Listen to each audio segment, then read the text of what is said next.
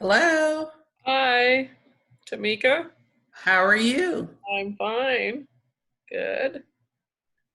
You can hear me fine? Oh, yeah, you sound good. Good. Well, Kathy will get on because I need to switch her to a co-host. hmm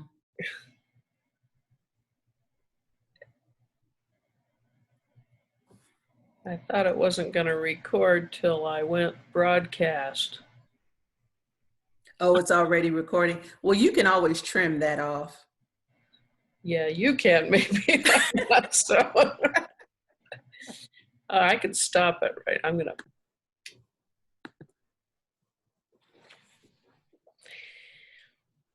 Welcome to the Book Bungalow. This is our virtual social justice panel with 5 terrific children's kids authors and children's book authors. And I wanted to just go over a few rules and regulations. We have yet to have our co-host, Kathy Burnett from Brainlair Books, join with us. So hopefully she will join in shortly.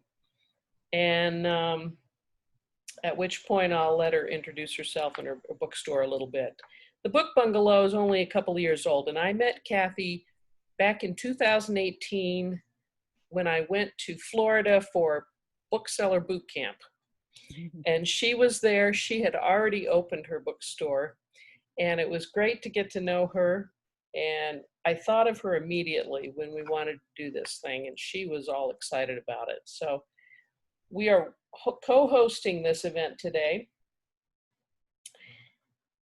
I want to just say that all of you who are attending are just going to be muted and not shown. The only people you'll hear from will be the panelists and myself and Kathy when she joins us.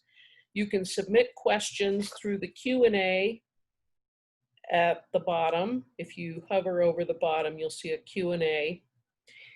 And you can put in comments in the chat room. And let's go on. I just want to say that following this, I will provide to you by email by Monday a link to the YouTube recording of this, as well as links again to the panelists and our websites and other resource links, and I have a number of them. If you're interested in a similar type panel for adult fiction or adult nonfiction or YA, or any other virtual author events with our bookstore, let me know by email. My email I'll put in the chat room. It's tanyaparkermills@mac.com. Otherwise, I will be removing all of you who are new to the Book Bungalow from the email list after I send out the email on Monday. Books by panelists and others should be ordered through Brainlair Books bookshop site, and that link will be provided in the chat room in a few minutes once the authors get talking and I have room to do 2 things at once. Most of the panelists, I think everyone but Valerie, can make signed nameplates available for those who order their books. You just need to let Kathy or me know, and we'll get them and send them to you. I've set aside 2 hours for this webinar in case we need that much time. It may be shorter than that. And one of our panelists, Khalil, has to leave after the first hour because of another commitment. But let me introduce the panelists and let's get this going. Valerie Bolling, you want to wave? Yeah. Is the author of Let's Dance. Yeah, I got it too. She's an educator and author from Connecticut. Her first book presents dances from around the world in a fun, interactive way for your little ones to enjoy.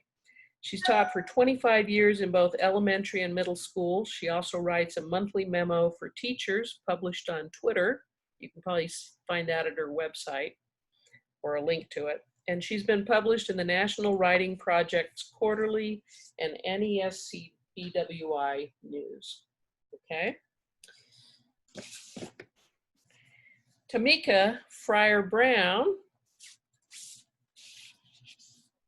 from North Carolina began writing picture books when she became a full-time mother, or FTM as she calls it. She has 3 to her credit, the latest being this one, Brown Baby Lullaby, and was also featured in the recent anthology, We Rise, We Resist, We Raise Our Voices. She's showing you that one. Say something so they'll see it. This is it. We rise, Okay. we raise our voices. Okay. She believes it's our responsibility as parents to raise a generation of citizens less tainted by racial bias, and that children's books can be a critical tool. Khalil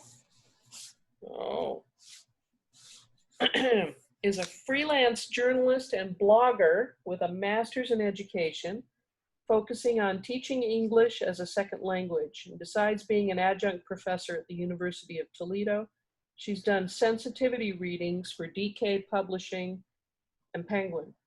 She's had articles published in the Huffington Post, the Christian Science Monitor, and more. Her debut picture book, The Arabic Quilt, an immigration story, came out this past February. Say hi, Aya.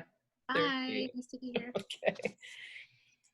Zeena, Pliska is an author, blogger, and progressive child-centered educator from Los Angeles. She strives to create a culture of listening to children in her kindergarten classroom. And she has a blog for parents transitioning their child from preschool to kindergarten. My daughter's going to be interested in that one. Her first picture book, Hello Little One, a Monarch butterfly story, will be followed next year by Egyptian Lullaby. And I am sad to say I do not have any of Jamilah's books because they're all on back order.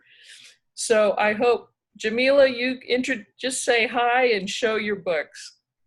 Hello. So I have Your Name is a Song, which comes out in less than 2 weeks. Yeah.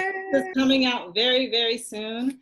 So definitely look out for it. I have Once Upon an Eid in this anthology. So it's edited by S.K. Ali and Aisha Saeed. I have 2 contributions to this, and this came out in May. So it's definitely, it's good for middle grade. And I didn't know I was going to show this book, but I'll show this one too. Maybe not, because it looks Maybe, yeah, don't knock over things. Okay. Yeah, my books are You've gonna fall also over. got Mommy's Khimar. Yeah, Mommy's Khimar as well. Yeah, she's an educator and author whose works feature young Black Muslims and have been critically praised by such institutions as the ALA, the School Library Journal, and NPR. She writes both picture books and middle grade fiction, and her latest she showed you is Your Name is a Song. She's also currently a workshop leader at Mighty Writers and a fellow with the Muslim Anti-Racism Collaborative. So let's get going into the theme today. Dr. Rudine Sims Bishop, who is considered the mother of multicultural children's literature, originally published an article titled Mirrors, Windows, and Sliding Glass Doors back in 1990, which is probably well known to our panelists. I wanted to begin by quoting the first 2 paragraphs, and I will be sending you a link, all of you attendees, to the entire article in our follow-up email. Books are sometimes windows, offering views of worlds that may be real or imagined, familiar or strange. These windows are also sliding glass doors, and readers have only to walk through an imagination to become part of whatever world has been created or recreated by the author. When lighting conditions are just right, however, a window can also be a mirror. Literature transforms human experience and reflects it back to us. And in that reflection, we can see our own lives and experiences as part of the larger human experience. Reading, then, becomes a means of self-affirmation, and readers often seek their mirrors in books. For many years, non-white readers have too frequently found the search futile. This year marks the 25th anniversary of the publication in the Saturday Review of Nancy Larrick's landmark article, the all-white world of children's books. So we're talking about 40 years ago. Across the country, she stated in that piece, 6,340,000 non-white children are learning to read and to understand the American way of life in books which either omit them entirely or scarcely mention them. A quarter of a century later, census data indicate that about 30% of the school population are members of so-called minority groups, Latinos, Afro-Americans, Asian Americans, Native Americans, and where will they find their mirrors? Just to update those statistics, that's end of quote. Just to update those statistics to 2020, please note that today, over half of all students from pre-K through 8th grade are from minority groups, and 48% of high school students are children of color. Obviously, this lack of sufficient exposure to people of color in children's literature or to books by authors of color, or even segregation of children's literature for the young, where you read Black-centered books to Black kids and white to white kids, you know. We can ill afford to ignore this challenge. It's particularly given the events of the last several weeks. And that's why we're meeting today. If we want to educate more fully, heal the rifts between groups, and raise our children to be better when it comes to race and differences, we have to be open to change. Thanks for joining us for this panel discussion today. Okay, I'm going to dive right in. Aya, you're showing, so I'm going to ask you first. There are different kinds of justice. Are you hearing me clearly? I'm hearing you, yeah. Oh, okay. There's political justice, economic justice, legal justice, and so forth. What do you think of when you hear the words social justice? And what examples can you share from your own experience that represent social justice on the one hand and social injustice on the other? Sure, so my book is based on immigrant experience, so that's what I will focus on just right now. So just equality for immigrants, especially in the classroom. Growing up as an immigrant in usually mostly small white towns, like sometimes teachers won't. I'm going to focus on also education because my book focuses in the classroom. So sometimes you'll see teachers who dismiss the immigrant experiences, whether that's by not hearing them well, whether that's by thinking, oh, like she is an ESL student, and then just not giving her enough resources, not equipping her with like diverse books with immigrant children, and for that immigrant child also to see him or herself in books. I think it's just so important, and that's where I think the social justice begins in the classroom, when the teacher believes in that immigrant child. Thank you. Okay. Who else would like to chime in on that? Anyone? Yes, Zeena, and then Jamilah. So I have to say that teaching for me is an act of social justice. But for me, it's really important to I bring race, class, and gender analysis to the table every time I do something. And I think when we talk about social justice and injustice, we're really talking about a balance and an imbalance, a gross imbalance. So what we're really looking at is power and power structures, and how power structures hold us in this place of imbalance, which you can also apply to the environment, or to class or race or LGBTQ, or the immigrant experience. It's really about this imbalance that we live in that's held together by these structures of power. And so I would say that for me, the most important thing that I teach in my transitional kindergarten and kindergarten class is to recognize power. Who has it? Who doesn't have it? Why do they have it? Why do they not have it? Are they willing to give it up? Are they willing to share it? Why? Why not? So we really spend a good majority of my kindergarten time, transitional kindergarten time, 4 and 5-year-olds, really trying to uncover and unravel and figure that out before they get too old, and they can't. I mean, before they get to a place, to an age where that unpacking becomes a lifetime of unpacking. Can you give us an example of what a brief lesson might be to a 4 or 5-year-old kid to that Sure. point? Sure. So, so I really use a Reggio-inspired approach, which means that I'm listening to children all day long, and I'm really trying to just provoke their thinking and take it to the next level. One thing I do explicitly is I will work on a civil rights unit. It's not pre-planned, but there are definitely pre-planned books that I use and utilize. It's really not to celebrate Black History Month, but it's really to launch into a civics lesson about how you can change a law. So one thing we do is well, at the very beginning of the year, we figure out like who has power and who doesn't have power. Like there are times in the day that I hold power, and we have symbols for it. So during triangle time, I hold power. I'm holding the power. They're holding their own power, but the group power is held by me. When we're in shared time, group power is held by all of us. I have no more power than they have, and everybody always holds on to their own power.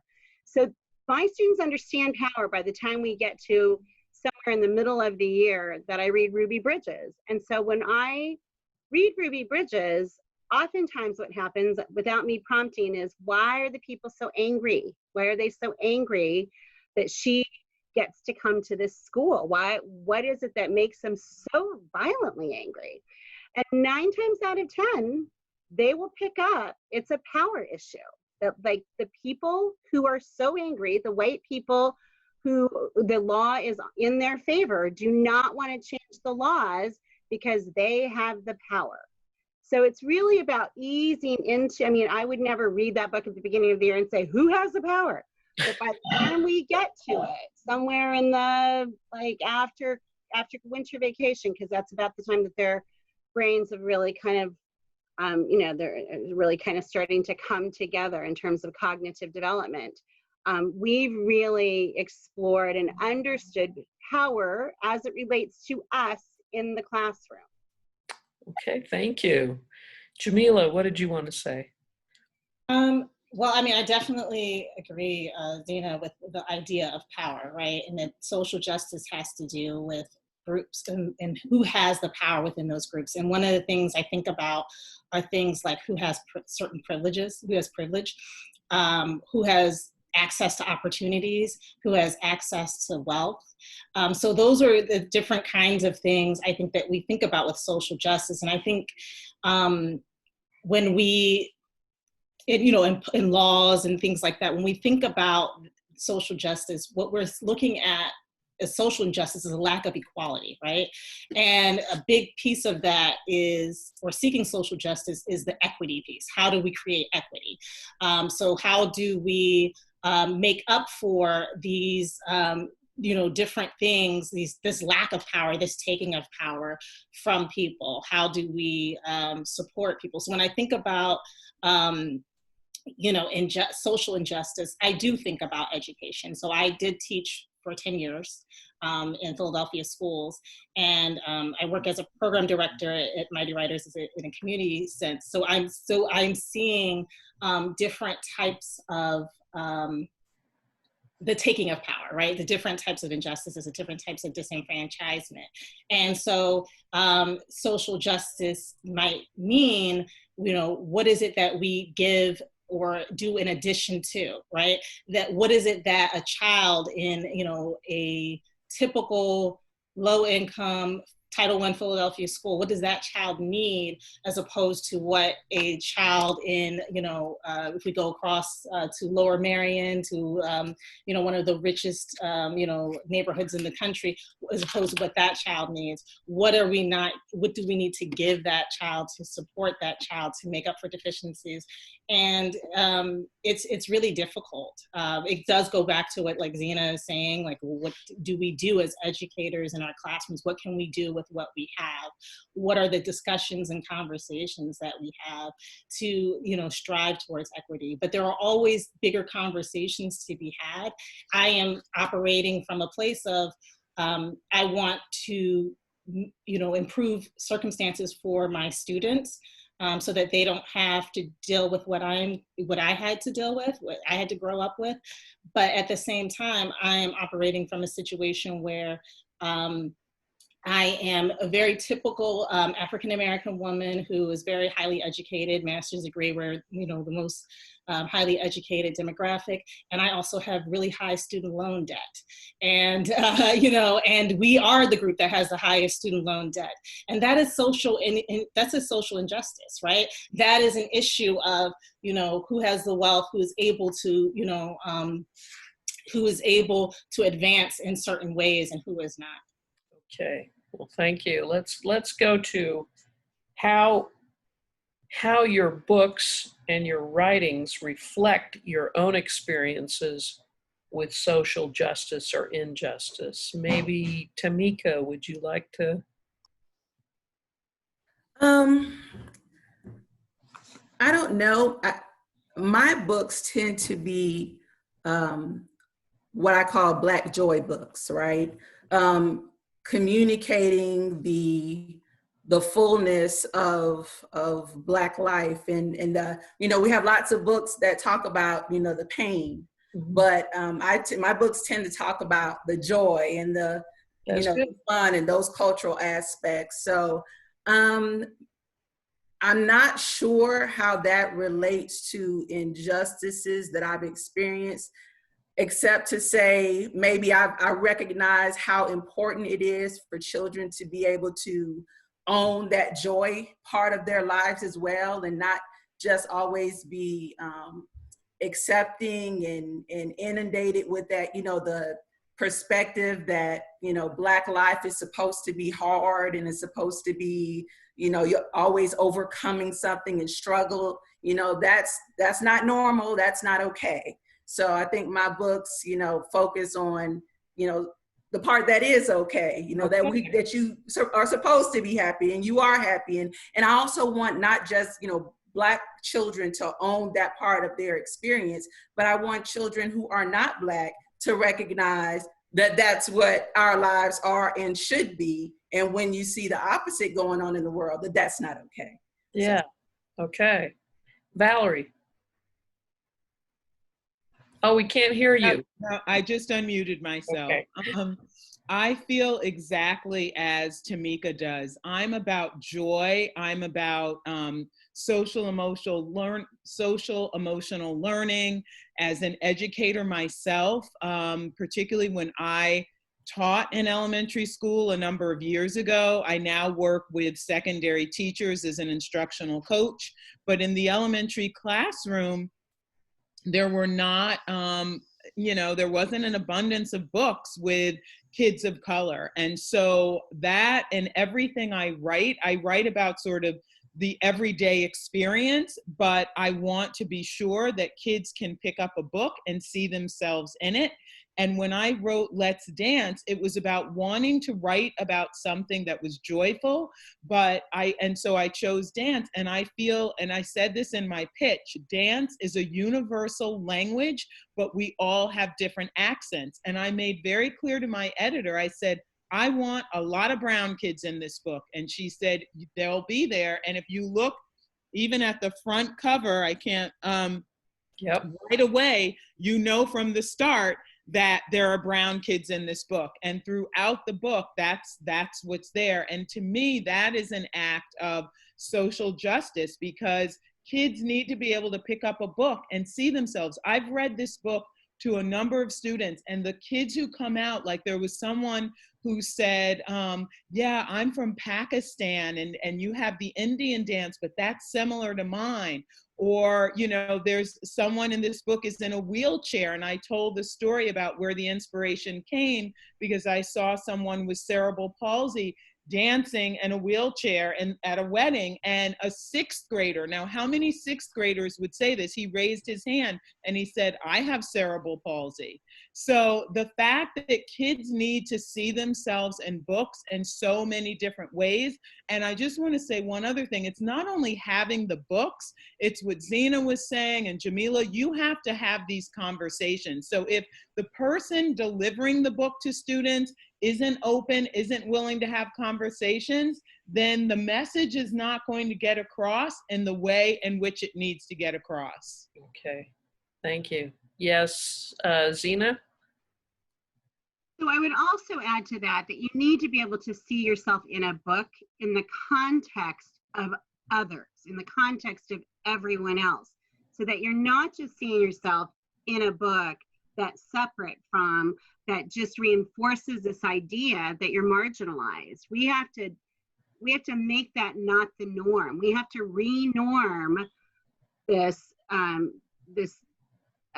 consciousness so that children see themselves as part of this whole, and we have to talk about value, right? So the reason why we have fewer books that are kind of separated and off to the side and kind of a niche is that, like, what we are saying as a society is that that's marginalized. It's not really valued.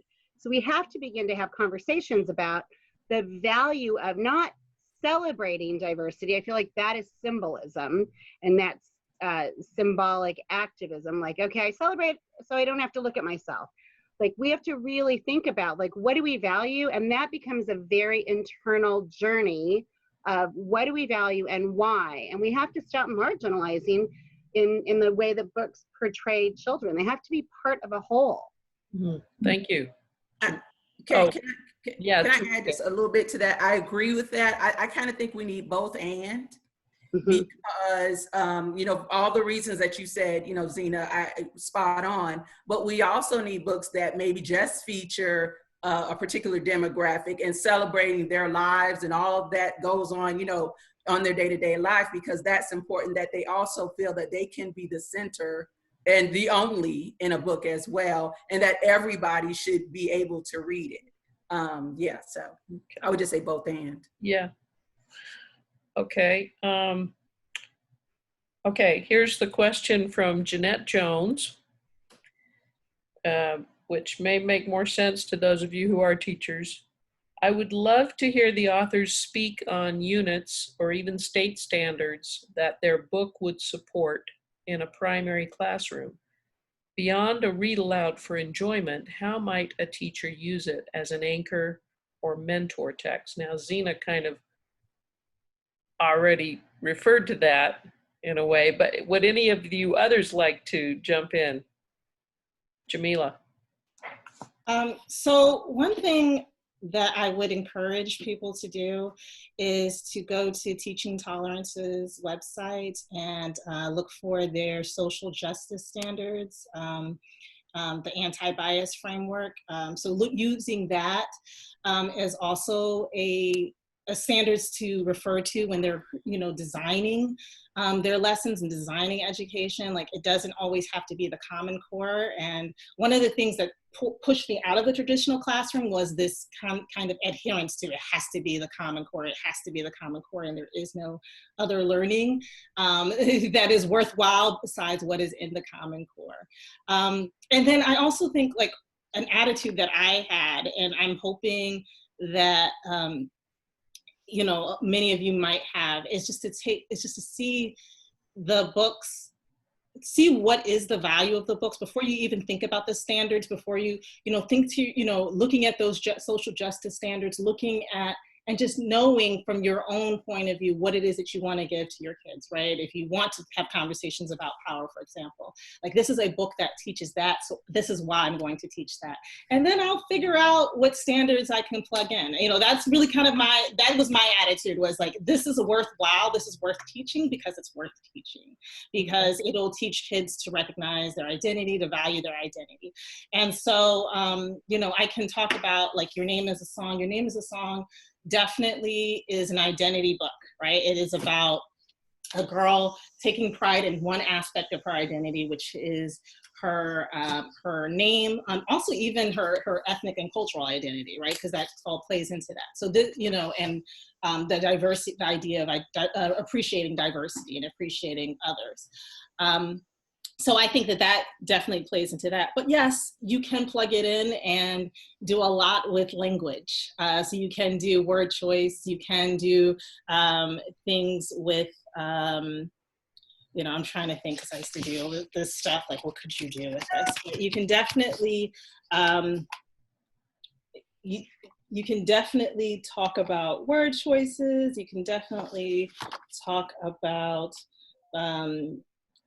I don't even know. I mean, there's so many, but the thing is, if I'm being honest with you, there are so many things that if you just designed your lesson plan and then you said, okay, what are the Common Core standards? I'm sure you can plug in and you can tweak, because any good lesson plan, any good teacher is going to say, well, what are, you know, and these are books that are great. Like you can, I'm talking about my own book, but you can use these books and there is all kinds of interesting language. You can use to talk about plot structure. All of these books have plot.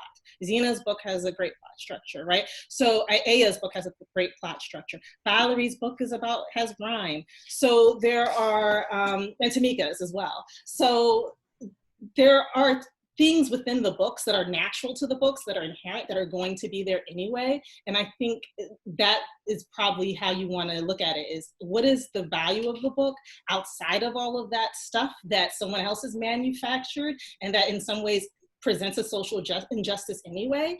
You know, I know you have to do your job, you're a teacher, because I had to do it. What's outside of that? What is important? And then, you know, okay, let me check off what works. The important thing is, I think we're trying to get away from this white vanilla presentation and making it multicultural. And Lark Sontag had a follow-up kind of, as Black, Indigenous people of color, do publishers ask about standards when you present the book? Do you think that happens with white-centered books too? No, Zeena. I'm going to say I've never heard of that. I don't know if it comes up in rating the education guide, but I've never heard of that. I'm going to take us down a step. I'm going to take us a little deeper though. I think that, you know, as educators, teaching is an act of social justice. And by the very nature that you are speaking to the next generation and you are helping to participate in what becomes formed. And I think we have to question, I'm not saying don't do them, I'm a public school teacher, but I am saying, I think we have to question everything. And let's be very clear, those Common Core standards came from the dominant culture. They came from the corporate world. So let's be very clear where they came from. So when you use them, you're not using them as, well, they're the law, so we just have to do it. You consciously know, well, yeah, I do have to do this. It is part of my job. However, this is where it came from, and it may not be the same intention that you have as an anti-racist teacher. Thank you. Yes, Valerie, and then Aya. Yeah, I'm going to share a little bit of a different view just as an educator as well. And I think I'll admit part of it is my role. I'm an instructional coach. And so I have to some degree, certain part of what I do is letter of the law, because I am really helpful in making sure teachers have positive evaluations. And next year, my role is changing a bit. I'm actually going to have curricular duties, which I'm really excited about, having, you know, really being the lead on curriculum grades 6 through 8 in the humanities. So both ELA and social studies. And I'm so excited about what that can look like. But I will say to Jeanette's question, I pulled up the Common Core standards for kindergarten because that's what she was asking about. And they are written in such a way that is so generic that you can use any book. So for instance, with prompting and support, ask and answer questions about key details in a text. So something like that, you can, with prompting and support, identify characters, settings, and major events in a story. So the thing is, you can use any story to achieve the standards, which is what's so wonderful. And I know that teachers need to often be in a position of justifying what they're doing. And so therefore, if your school typically uses certain texts, you can disrupt what's currently there and choose something different and say, well, look, you can use the Common Core standards to your benefit. Well, look, we're looking for key details. We're talking about character setting and events in this book. So I actually think in some ways, depending upon the lens you're using, it can be freeing that you can use whatever you want as long as you can say, I am addressing the standards. Thank you. Before I forget, Jamilah, you mentioned that website. You were hoping that people could, if you would put that in the chat. Oh, sure. Room. It's so tolerance.org, but I think I'm going to try to find the direct link to the standards because they have social justice standards that are just amazing. Like, they're really great to use. Okay. Somebody put something here from Tolerance. And I'm sorry to interrupt. I just have to say something because I have a real pet peeve with the word tolerance. I'm sure the organization is wonderful and does lots of things, but to me, even the connotation of that word of tolerance, I'm tolerating you or I will not tolerate that behavior. As I say, I don't want to be tolerated. It's not about tolerance. It's about acceptance. And even to me, it is about celebration. We talked about celebration before, and that's why I'm glad Tameka brought in, like, there's, a place for celebration of just yourself and a place of being celebrated along with others. But I hope maybe, the organization at some point can change its name because. Okay, but we're not going to get into that. But I had to say that because whenever I hear that word, I have a reaction. Okay, Aya. So I just wanted to say that some publishers and authors do have educator's guide, and I personally linked my educator's guide in the chat. If not, if you guys, because sometimes authors have to pay for it themselves, which is not that nice. But if you guys can contact publishers and ask them, hey, I really like this book, would you guys be willing to hire somebody to make an educator's guide? I think that would be really good also for readers to request that. So if you're able to, please do so. Okay. I have another question from one of our attendees. Claire Noland wanted to hear about the author's experiences with their illustrators. Zeena, you want to? Sure. So as it relates to social justice, I think for me, I'm always looking to make sure that there are a variety of people, because my world is populated by different people with different reality. I mean, they're all having the same experience, the same human experience, but they're all having their own human experience according to context. So, so I know what I always look and make sure and try and see that there is not just a diversity, but that that we're not leaning into the dominant culture, that we're leaning out of the dominant culture and into more of what is considered to be marginalized. So with my, I think I saw it too late with this current book. It's about a butterfly and a caterpillar, so it's not really applicable.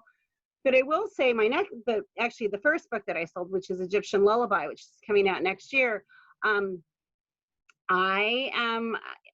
there was a lot about choosing the illustrator, and the Roaring Brook my editor was really great about like having a conversation because it's about Cairo. And so, if you've never been to Cairo or you don't have some sense of the culture, it's easy to make it exotic and to make it look something from over there. And the point of this book for me was that it really normalized the Arab world, that it was not some exotic place that you can kind of put in some other place in your brain. And I really wanted to offset, the bang up job that Hollywood does in showing us as terrorists. So, you know, much like Tameka's talking about, like you really want to show the culture in its totality and in its joy. And, you know, Valerie, in its, I was talking about celebration in a different way, but I mean, it doesn't celebrate it, but it's very much about showing it. So the bottom line was, is that when it came down to who do you want or how can we do this, the editor said, I think we should go with an illustrator who's from Cairo. I think that's really important, whether you are, you know, head over heels over the illustrations or not. Like we should go with the sensibility.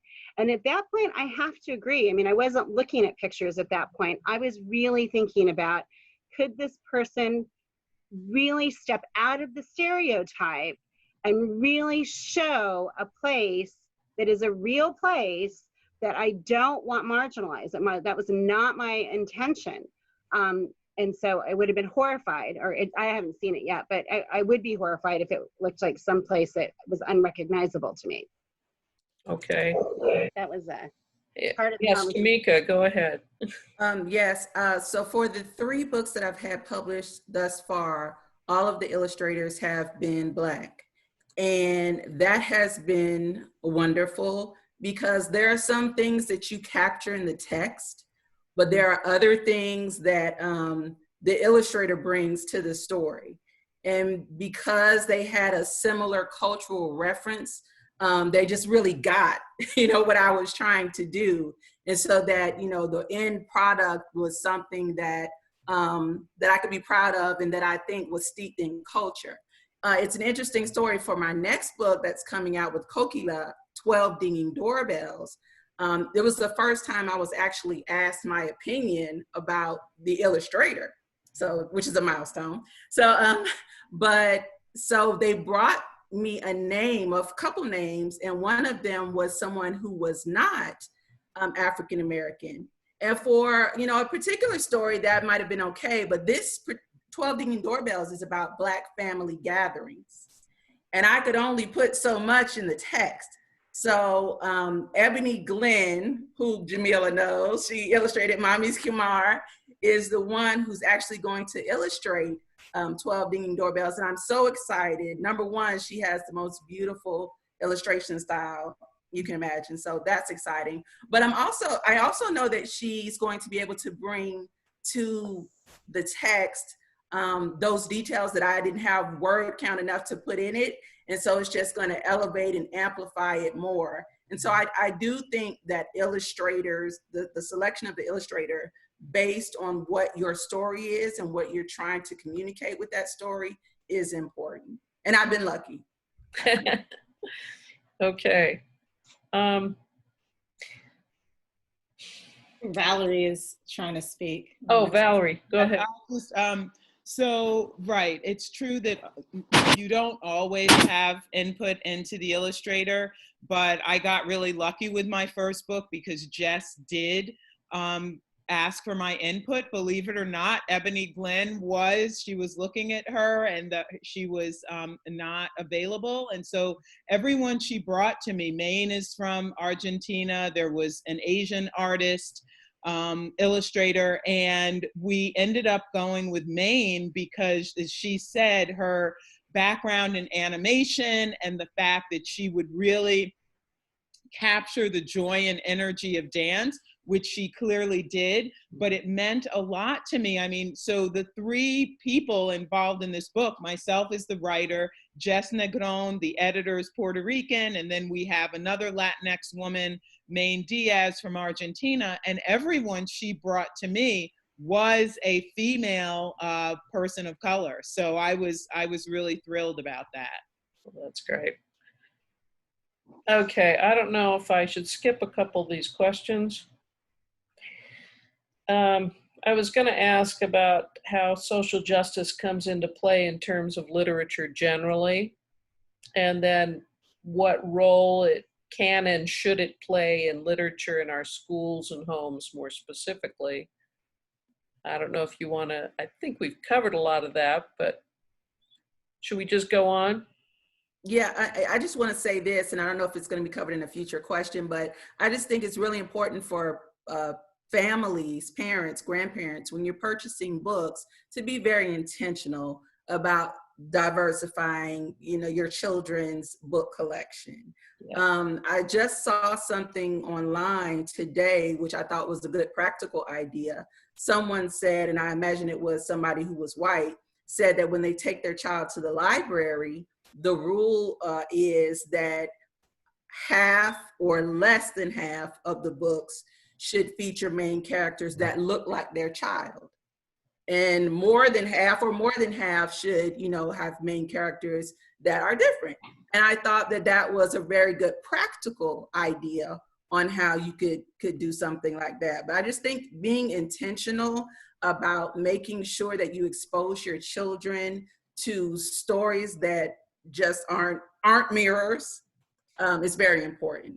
And it requires some self-reflection, because I know lots of times, and I'm sure my fellow panelists can probably attest to this, you might be sitting in a bookstore, now this is pre-COVID, with your books, and a child who is of a different nationality comes up and they clearly are interested in your book, but their parents, seeing that it's not a book that looks like their child, or it's not a white book, because you'd be surprised, everybody's okay with buying a white book, right? But not some, black book. So they'll look and they'll smile and say, oh, and then they'll usher their little child along. And that's a really sad thing. And I think that's one of those implicit bias kind of things. We don't really recognize what we're doing. So we just need to be really intentional about that and challenge that part of ourselves that tells us that a particular book is not for our child because the main character looks like somebody else. Challenge it and do something about it. Go ahead and buy that book and share it with your child and expand both your experiences with that.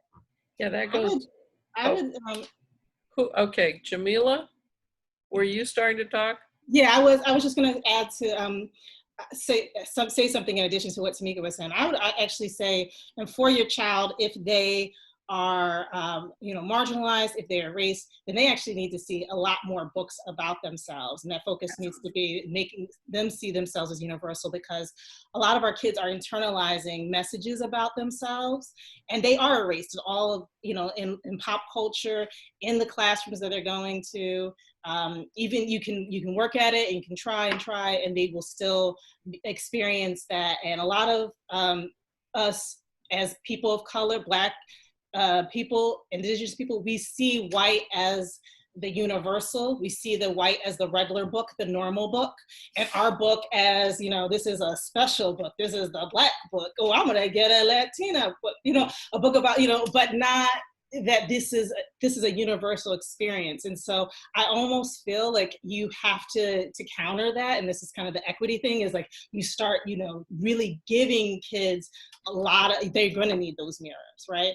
And they're also going to need to see a lot of people from other racial groups, other so people of color, like they need to see those people as well, so that they don't also internalize those messages about, well, it's white people, Black people, but Asians are kind of, I don't really know anything about those people. Those are people, exotic people or something like that. You want them to also internalize the idea that it's a normal experience to read these people's stories. It's a normal experience to read their stories, whether they're about joy, because joy is political, right? Whether it's stories about them just being, and also stories about struggle, because we need to know that history too. We need to understand those things as well, so that we can, be global citizens. So.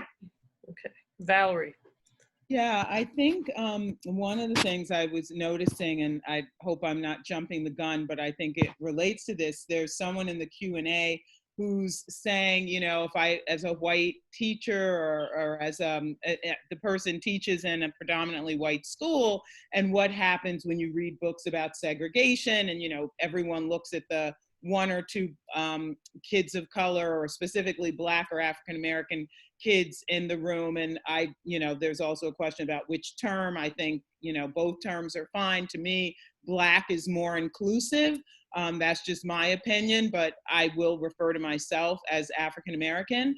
But the idea that if you're only reading books about segregation, then that's what's, that's where it becomes problematic. But I was speaking to a teacher in a school district, a white teacher, a white librarian, who took she did a study this year and she collected data and she replaced all of the white books with books by authors and creators of color. And she was able to teach the same lessons, do everything else, but she had a real commitment. And I think that's what it is. If you only bring out the Black books during Black History Month or to teach about, slavery, and as a Black child hearing that, yeah, you feel terrible. And it's not, if that's the only time you hear about yourself, think about how that feels to a child. It really is just like, someone is just sort of has a foot on your head pushing you into the ground. But if that is part of the curriculum, but you countered it with all these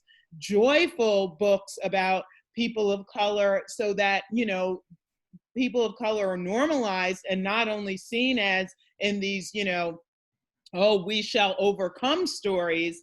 I think that's where the work really needs to be done.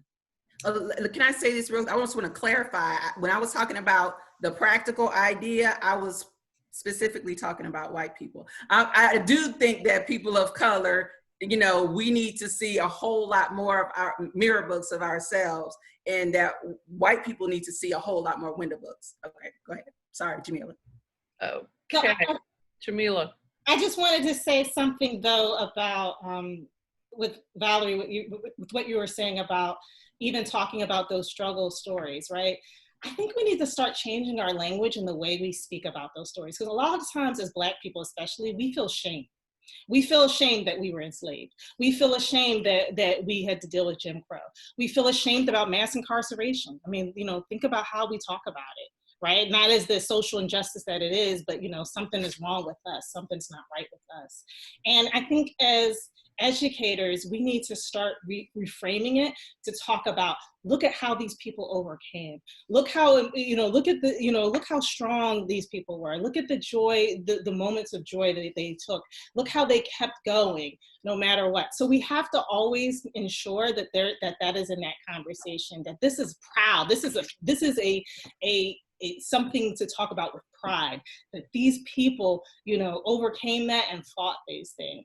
So I just wanted to put that out there, that we need to start having a conversation. How do we start reframing it so that, Black kids will sit up in a class, and we're talking about slavery, will sit up and feel some pride about, yeah, my people overcame that. We came through that, not, yeah, my people were enslaved. How do we change that conversation? Yeah, I think when you have the balance, it helps. I think what happens is there's an imbalance, and all of the stories are overcoming stories. And even if you frame it in that way, if that's pretty much all you show and you don't balance it out with the everyday joy, then it still becomes something of an issue in that you're conditioning children to believe my reality is always struggle, overcome, struggle, overcome, struggle, overcome. When do I rest? When do I just enjoy life? When do you know what I'm saying? So I think if we have, and publishing is a major part of this, because historically speaking, a large percentage of the books that they publish about us are those overcoming stories, right? And so then that's how we're shaped as far as, everybody's vision of us. So I think just by naturally having a more of a balance in the classroom, because I don't think it should be, only joy books, I think it should be a balance. And that way our full humanity, which is what we're all talking about, becomes more apparent. But it comes down to the educator, and it's who is the one delivering the lesson. And that is why it is so important that there are people who look like us on this panel in front of kids. And that therein lies one of the major issues, that kids have people, even if, you have people who are reading diverse books to kids, they're not necessarily people who look like the kids. So it's kind of like what you were saying, Tameka, about your illustrator. You wanted someone who knew what Black family gatherings were like to illustrate your book, or Zeena, someone, you know, an illustrator who is from Cairo who knows how to literally draw the illustrations. Well, we have people who aren't there, who look like us, leading discussions around these books. And there are people who are trying to do the right thing, but they don't know how, they're struggling. And so, and then they come to us and they ask us, which is great, but that's tiring and exhausting. I can't tell you, and I'm sure everyone on the panel, like everyone's been reaching out, how are you? And they want you to be a thought partner and this, that, and the other. And I'm like, oh my gosh, I've been dealing with this all my life. And now, you know, but so it's a very complicated issue. There's so many things, but that's why too, white teachers, you have got to do your work. You need to read How to Be an Anti-Racist, White Fragility, So You Want to Talk About Race. You have got to do your work in order to be able to do right by your students and have these conversations with them. Okay, Zeena, say what you're going to say, and then I'm going to ask you the next question. Okay, because I think Aya also, I wasn't sure if she had her hand up for a moment. Oh. No? Okay. So again, I just want to not restate, but what I want to do is, again, go a little bit deeper. So we also have to look at systemic change. So libraries, quite frankly, as a public school teacher, it's impossible for me to go out and pay $20 for all of these books on my salary as a single parent. So we have to start pushing, parents have to push school libraries to ensure that their libraries relook at their at what they have in their libraries. There was a time in the late 80s, early 90s that Los Angeles Unified they still have the program, but it was called the Academic English Mastery Program.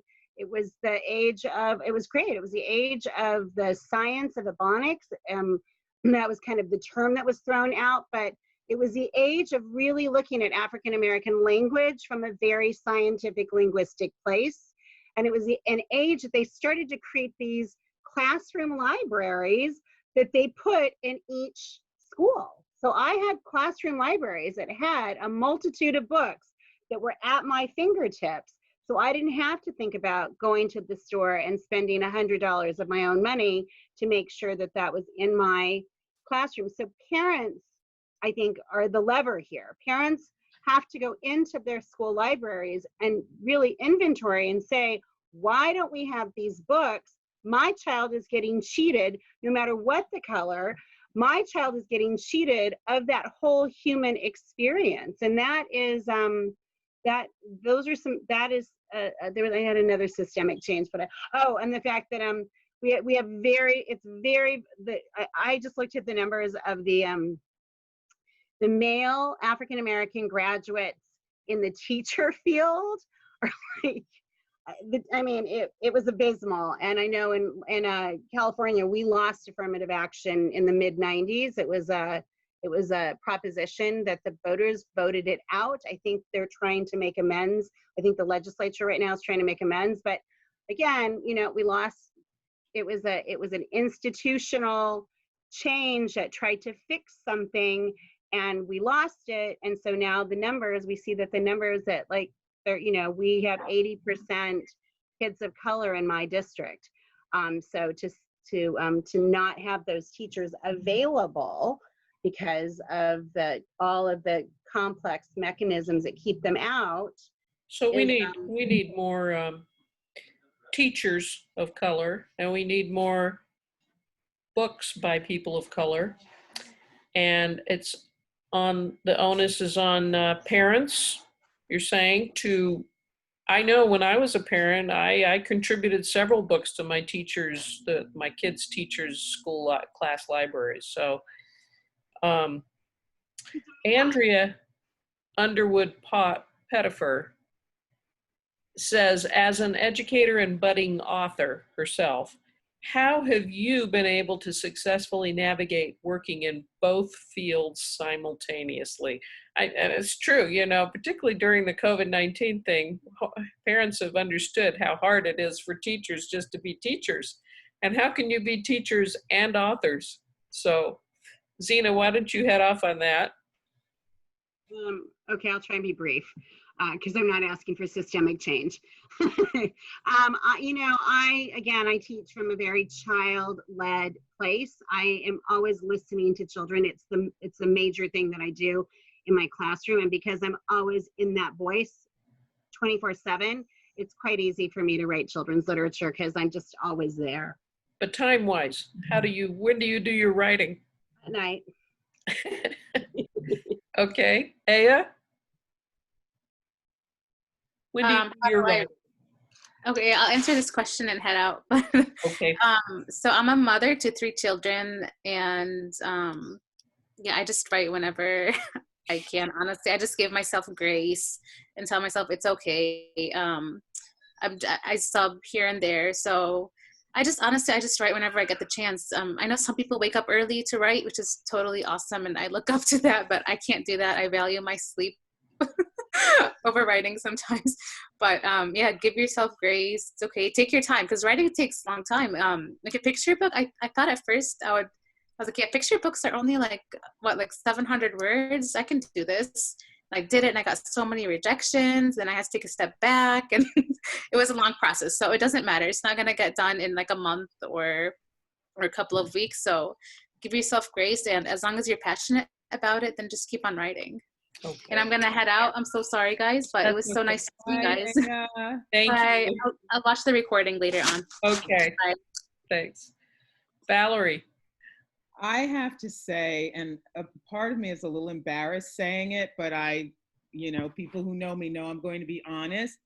I have taken the pandemic, and to use a cliche, I have made lemonade out of lemons. I mean, for me, the intersection of being an author and an illustrator has been such a blessing during this time, because I have shared this book virtually throughout my school district. My superintendent has said that she's in favor of it. She said, love it, that, I'm getting to the classrooms. And so it has been wonderful. And because I'm an educator, I have a lot of friends who are educators, so they've gotten me into other districts. And then Twitter has been looking for authors and so forth. So I have been traveling around. That's how we met, Tanya, right? I wrote to you, and I did a virtual event in Utah on the same day that I took a personal day, and I was in other places that day. I was in New York, and I was in Darien and Monroe. Darien and Monroe are in Connecticut, where I live. Then I was with you, and I ended the day at my alma mater. So it's been wonderful. And then in terms of writing, I write when I can. It's usually late at night, particularly when school was in session. And I really try to set aside time on Sunday.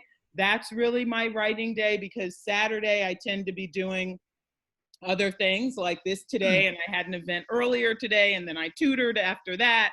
So, I probably won't get much writing done today, maybe late tonight, but I will have a block of time tomorrow. So it's just like everything. If you love it, if you're passionate about it, you find the time.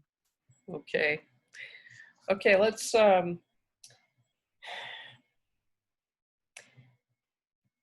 about the difference. I think Tameka mentioned it before about implicit bias. Let's talk about the difference between explicit and implicit bias, and give examples of each, and how can we keep from giving in to our implicit biases when it comes to selecting books or writing them. Tameka.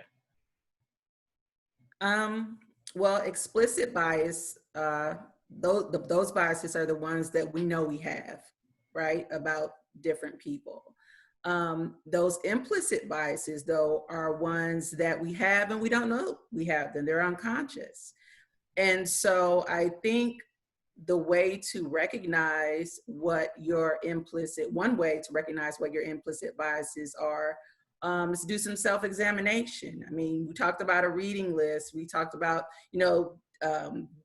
Google has lots of information for you about this information. And it just requires being aware. It requires having some self-examination. If you ask for an example, I thought about, I have an implicit bias. When I grew up in the 90s, the skinhead movement thing was, really big. And so whenever I see somebody with a certain haircut, I automatically have this sensibility about them, and I'm very, careful, and watchful. And I recognize that I did that, so that, it's not that that implicit bias became an explicit bias, but it's more like I recognize that implicit bias, and I said, okay, I got to be cognizant not to just automatically judge somebody by their haircut. I mean, that's just one little example. But I talked about how it carries over with books. When we're selecting books for the classroom or for our homes, a lot of times people choose certain books based on their implicit bias. And again, those are things that we have to challenge. Why do I always, automatically go to a certain type of book? Is it a positive thing or is it a negative thing? And if it's a negative reason, then I need to act differently. Okay. Jamilah? So I guess, well, I think Tameka defined it pretty well, right? Like the explicit is kind of the outward stuff, although the implicit, plays into that as well. I think we do need to be aware, especially if you're a white educator, that you probably do have racist views. That is just systemically, it's just built in that you're socialized to have these kinds of views. And so you automatically need to start trying to combat that in some way. And I know it's a little bit, sometimes it's controversial, but the implicit association test that Harvard does, I think is also kind of helpful as well. When you take that, your implicit bias test to kind of check out some of the implicit biases that you may have, it's pretty illuminating. And what you do is when you find out that you feel that you might have a bias, then you do things to counter that. And a lot of that is story, interestingly enough, like when we can read other people's stories, when we can watch other people's stories, when we see, that helps us to start breaking down some of those biases and kind of, combating that and understanding people. So I think that that's one of those things that that's important to do to get at bias, is like, well, what is it, what kinds of images am I constantly exposed to, have I constantly been exposed to about Black people, for example. And this may be something for Black people too, right, to look at. What things am I exposed to constantly? And so how do I counter that? What kinds of images do I need to see more of? What kinds of things do I need to expose myself more to? And obviously, there is, spending time with different kinds of people, but then that gets weird and funky because some people are like, I need to make friends with Puerto Ricans. And it's like, no, you don't really do it that way. But, I think it's important to put ourselves in situations with people that we probably are socialized to have biases against, right? And I have a friend, this is a white woman, and and she was very intentional about her sons being in situations where they were the minority, where they were not always used to the idea that they're, that as a white person, they're always going to be the majority in, a situation or a place, because she was trying to, again, getting at those, biases and the ways that you view people as other, but, wanting, having that experience of being the minority in the room. And, not seeing yourself, again, this idea of seeing yourself as the universal, as the regular, as the norm, and everybody else as different and other. So, Yeah. There are a lot of good comments in the chat room too, which I will be providing a copy of the chat text at the end of this as well. Zeena, did you have your hand up? Yeah, I have to say, if there is anybody on this planet that says they don't have implicit bias and racism, they're lying to themselves. I hate to say that. I hate to be the bearer of bad news. So part of it, I think, is really letting go of that defense mechanism and that armor and accepting that fact. The fact. Everybody has implicit bias. I have it, you have it. I mean, I have been an activist and an organizer for over 30 years, for the better part of my adulthood. And, I'm on an airplane, I hear a woman's voice, maybe she has an accent, and I'm not going to lie and say that my heart doesn't skip a beat and go, oh, am I safe? I mean, that's implicit bias. I'm not going to lie that I walk into an auto store and I have a choice. Am I going to go to the brown woman or the white man to ask about something I don't understand in my engine? My instinct is to go to the white man. I counter it and go to the brown woman, but I have to say that's implicit bias. That instinct, it's not even instinct, it's conditioning. Yeah. So it's buried under conditioning that feels like instinct. It's not instinct, because instinct, if I hadn't been conditioned, would have said, well, go to the person that's closest to you, or, you know, go to the person that's open. Don't wait in that line for the white guy, wait in line. And there's nothing against white guys. I'm just saying, all I'm saying is that it's there. And the only way to get rid of it is to let your defenses down and be with it. Okay. That's it, be with it. Thank And you. actively counter. By the way, Encounter. Once you're by with the way, Kathy just emailed, she is having so many problems, including getting a new computer, and so she just can't make it today, but that's okay. We'll send her a copy, and still you want to order your books through her. And I'm going to put that link up when I was hoping to have time. I don't know. I'll get the link to you. If not in the chat, then in the email on Monday. Tanya, you're doing a great job. Don't worry about it. It'll all work out. Thank you. Let's talk about the equity checklist that you provided to help teachers and school librarians make certain they're being inclusive in their curation of their school libraries and their classroom libraries. And how might, and this is something, I put a link to it in my reminder to all the attendees. You can get it off of our website. It's, if you go back to that, I'll include it again in the follow-up email. How might that list be useful for parents as well? Valerie. I believe I'm the one that shared the list with the group, so I'll start out speaking to it. So first of all, I had heard about this list before. I believe, another version of it, but this one actually came from Julia Torres, and she is at the Ed Collab book ambassador, and she does a lot of work with disrupting text for NCTE, the National Council for the Teachers of English. She works more secondary 6 through 12 as a librarian. And so the list came from her, or the checklist, and it is, librarians really need to take a look at it, because one of the things, without getting into too much detail, but my school district had media specialists make book recommendations for elementary school students. And when I looked at those texts, they were not diverse. And there's a lot more I could tell you. I dealt with it. I, made my feelings known. But if people use this checklist, it's not only, it does say it's for classroom libraries, but it's for, I would say, all libraries, media centers in schools, libraries themselves, that came up earlier, and definitely your home. Because what I find is there are a lot of parents, well-meaning white parents, who say, we're all equal and we're all the same and you should treat everyone the same.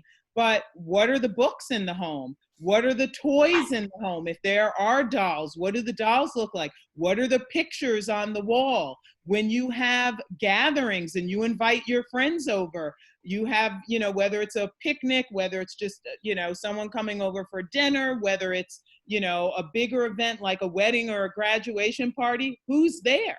So kids go by what you do, not by what you say. So if you are really committed, as you said, Jamilah, you have a friend who intentionally puts her kids in situations. I have a friend as well who lives in a white community. She frequents a lot of libraries with her 5-year-old, and she particularly chooses one that is a farther drive, but it is in a more of a city environment where it's more diverse. And she's very committed to making sure that he is, you know, around kids who don't just look like him. He's, you know, a white male. So it's very important that if you're serious about this work, as I said, you educate yourself by reading, and the checklist is another way for you to use it. Take inventory and see what are the books you have, and it breaks it down very specifically. You'll see, I don't need to go over it, but ask yourself those questions, and then you may need to realize that you need to do a revamp of your library, whether it's home or whether it's at school. And I probably could use it for my children's room, at least of my bookstore, but also young adult. Yeah. Yep. Oh, and I will. Okay. Tanya? Yes, Zeena or Tameka. Who's Zeena had her? Oh, yeah, go ahead. Well, I was just gonna kind of tag and say that, so when you do what Valerie is saying, you start to unravel the generational implicit racism and biases. Because if you don't do that, you're only going to pass it on to the next generation. And by, like, again, like she said, if you're just telling, then that, and you're having the child repeat back, that isn't unraveling that. And what we want to do is we want to change that next generation so that we're not doing this again in 50 years. Yeah. Tameka, did you have something? Yeah, I just wanted to comment. There was a comment in the chat that I really appreciated where someone says that they realize that they use a lot of animal characters in their classroom. And I just want to comment on that, because I think a lot of times people do that with the right sensibility, that they don't want all of their, books to be, white child centered.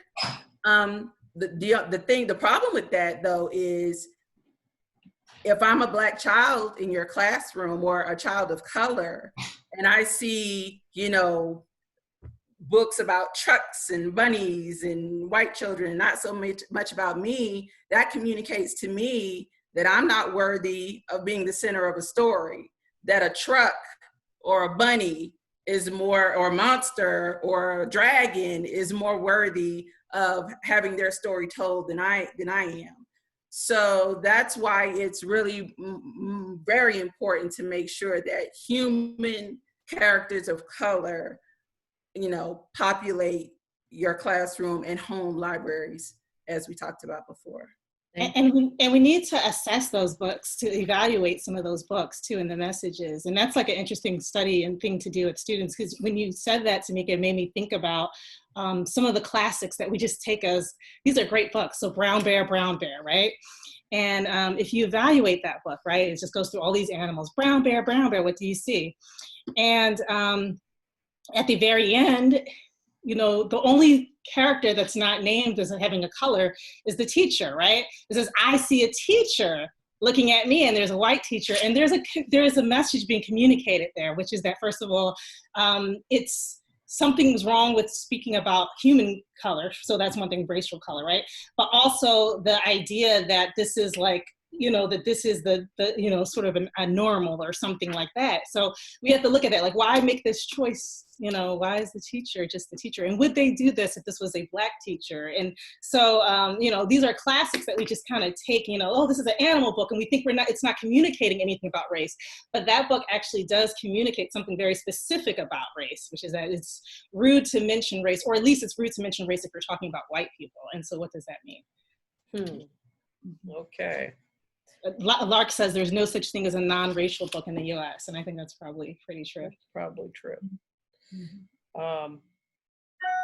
Okay, in Chimamanda Ngozi Adichie's TED Talk on the danger of a single story, she says, show a people as one thing, as only one thing, over and over again, and that is what they become. Do you agree with her, and what can we all do to overcome those stereotypes? Zeena. I'm going to be brief. I'm going to say that it dehumanizes people. And so we no longer are talking about the human experience. And that is exactly how stereotypes get formed. And I think also if you are, and we all are, a recipient of a stereotype, and people come at you with this stereotype, inevitably it changes your behavior because you begin to act like what you are expected to be, and then you become the stereotype. It's a self-fulfilling prophecy, and if we don't disrupt it, again, we're going to be here 50 years later talking about the same thing. Okay. Anyone else? I mean, I would also say like it erases, right? So there, you know, a lot of erasure happens because of that. And so I think about that, when I see that, I think about that as, from my experience as an African-American Muslim, right? And the fact that Muslims have been racialized in a specific way as brown and foreign and exotic, and, you know, always immigrant and never really fully from here. And that is a really weird thing to contend with as an African-American Muslim, you know, with ancestors who were enslaved in here. So I think that when that single story, you know, it also erases groups. It also pushes some groups farther to the margins, right? So there are, you know, people who are even more marginalized because like this is the only acceptable story of this group of people. You know, and so those people, their needs get ignored, you know, and again, like as Zeena said, it dehumanizes because you know, what it essentially does is if we can say that all Muslims are this one thing, then we can all treat them this one way, and we can oppress them in this very specific way. This is who they are. So yeah. Yeah, so we need so many more stories about all different kinds of people, from all different kinds of authors. Yes, Valerie. I was going to say, and it's not only the single story, but it's who's telling the story. And we know about the Own Voices movement, and there was something recently that was, you know, I'm not going to get into the details, but some people know about something that happened recently on Twitter with a book being pulled. But it's a lot about, and there are statistics about even when there are kids of color, I'm saying kids because I'm talking about kidlit, kids of color in a book, or even if we're telling someone's story who is a person of color, who is telling that story. And that is, you know, those are the things we really need to consider. And who is even in the publishing industry. And I attended a webinar this week, and I'm actually going to share the statistics. I don't think I have the right to share my screen and share the information, so I don't want to do that. But Black representation in the publishing industry, 5% authors, literary agents, 4%, editorial, 1%, marketing and publicity, 4%, sales, 3%, reviewers, 4%. So the highest number is 5%. And that's authors. And then and then I'll stop out of, this is, excuse me, from the Cooperative Children's Book Center, 2018 statistics. Out of almost 4,000 books received, 405 are about Africans and or African Americans. That's an 11% of the total, but only 202, so only about 5% of the total are actually by Black book creators, authors, and or illustrators. So when we look at the stories that are told, we need to be telling our stories. And in some cases, other people are telling our stories, and people in this group know I had to come to them and talk to them about it. I was in the middle of a couple book reviews, and I felt very uncomfortable. There were things that just didn't sit right with me. And I believe that if they'd been told by a Black author or by at least someone that had a hand in the process, they may have turned out differently. Okay. And there's also the matter of what Black authors get paid compared to what white authors get paid. Absolutely. What publishing paid me. Yeah. Another hashtag.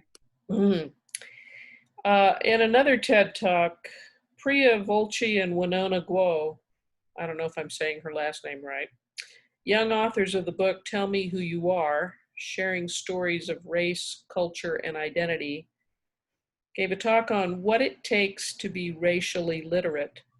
And they pointed out there are two gaps in racial education. They called one the heart gap, an inability to understand each of our experiences, to fiercely and unapologetically be compassionate beyond lip service. And then the mind gap, an inability to understand the larger systemic ways in which racism operates. Do you agree with this? And what can we do, if you do, to overcome these gaps? How do you overcome the heart gap to understand each other's experiences and be compassionate?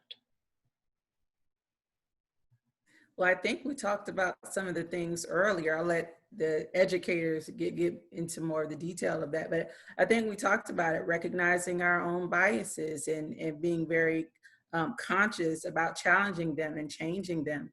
I also think I'm one of those people who sometimes the adults in the world just stress me to the no end, and they leave me with some lacking of hope. And so my focus in mind is always geared towards the next generation, and I think that that's part of our work.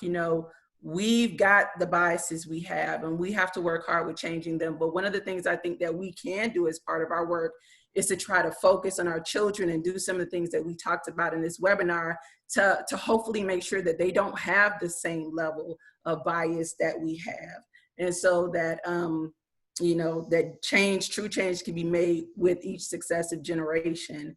And so I think that that is one thing that we can do, is focus on, our children and being very active and conscious and intentional about the books and things that we share with them, all types of media, all types of information, to try to create a future citizenry, future generations that's less tainted than we are. Valerie. I think a really good way to deal with the heart gap is the discussions you have. I mean, what Zeena said earlier about her approach to Ruby Bridges and the questions that she asks kids, or the questions, because of the work she's done in her classroom, by the time she gets to the book, the questions that they naturally come up with. That's another reason as well. I'll admit I have a bias in children's literature towards books that do feature people as opposed to anthropomorphic characters, because when you have anthropomorphic characters, I don't think the connection is as strong, because I'm not going to, like, even if an elephant is having a tough time, or, The Rabbit Listened, which is an excellent book, but I don't know if kids really can connect in the same way they can as if they see a child, and especially a child who looks like them. So I think the more books you can have, as I said at the beginning, I'm about also that social emotional learning. And so what are the lessons, not the didactic hit you in the face lessons, but, again, with my book, kids get the point that, anyone can dance. It doesn't matter how you look, what your body type is, what the color of your skin is. There's one illustration where it's not clear, the child's gender is indiscernible, and it doesn't matter what the gender is, you can still dance. So I think the more stories we have that deal with heart issues, that's how, and the discussions that accompany, and the adults that are willing to have the discussions, and not the telling, but the posing of questions to kids, that's how we deal with that heart gap. Thank you. Jamilah.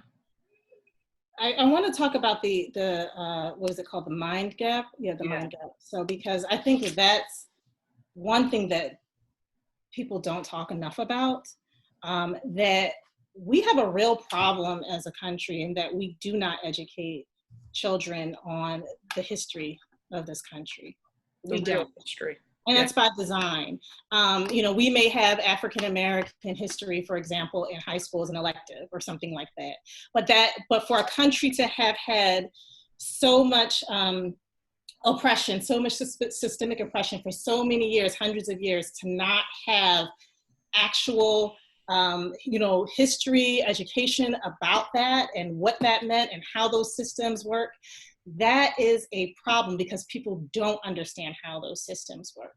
They grow up, it is possible to grow up and become a citizen in this country and not understand, you know, not even know what Jim Crow is, not even understand, you know, why things are the way they are. And so people make assumptions about, you know, people and their condition based on, you know, a lack of knowledge. And it's one thing that educators have to push for, that, you know, history of the people in this country, of all the people in this country. So that means we start with the indigenous people. We talk about who they are. We talk about whose land we're on. That should be something that happens in your classroom, right? That you should be able to talk about whose, you know, land this originally belonged to and who those people are, because it's not a word, those people exist today, right? But who those people are, you know, we should be talking about that. We should be talking about the history of slavery in this country, because that is what powers our, you know, our wealth.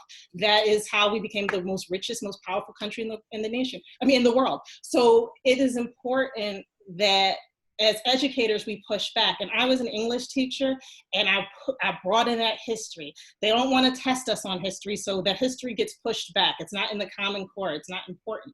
And we need to figure out ways to, you know, this stuff needs to be talked about. People need to know about it. They need to know, our kids need to know that history and understand it, because then that creates better citizens, right? Citizens who are able to respond to the situation today because they know how it came about. They're not just, you know, making ignorant guesses and saying things about people. And I think that But who controls the curriculum? Valerie, you're going to be in a position to have some say. Mm. So, well, we can't solve the world's problems today, but I would be personally curious as to who is in the best position to make a change in the curriculum. And if it varies from state to state, doesn't it? Yeah. I mean, there are politicians fighting against things like, you know, history, you know, of Mexican Americans and things like that. So, I mean, there are it's definitely by design. People definitely have political motives for not putting certain things, keeping things out of certain textbooks. So, I mean, the only way you can control it seems like homeschooling. No, because the bottom line is the teacher, once you are in your classroom, the reality is you can do, and my district wouldn't want to hear me say this, but there are teachers who do what they want to do. Again, if you can say this is related, if you can justify it, most people are going to be okay, particularly if you're in a public school system and you're tenured. I get that in some communities that may not be true, but you know, I appreciate what you say, Jamilah, because I'm gonna, and people have heard me tell this story before, but I don't think this group has. But when I taught 5th grade, the opening to the Christopher Columbus unit, and I'm not going to stand and show you how I did it, but I'll describe. I would say to the class, I'd say, I'll be back in a few minutes, class. I went out of the door, I shut it. I then opened the classroom door and went, oh my goodness, look at this. There are people here. I discovered you. And of course, they're 5th graders. Oh, Ms. Bolling, you knew we were here. You didn't discover us. I said, class, welcome to Christopher Columbus unit, our next unit.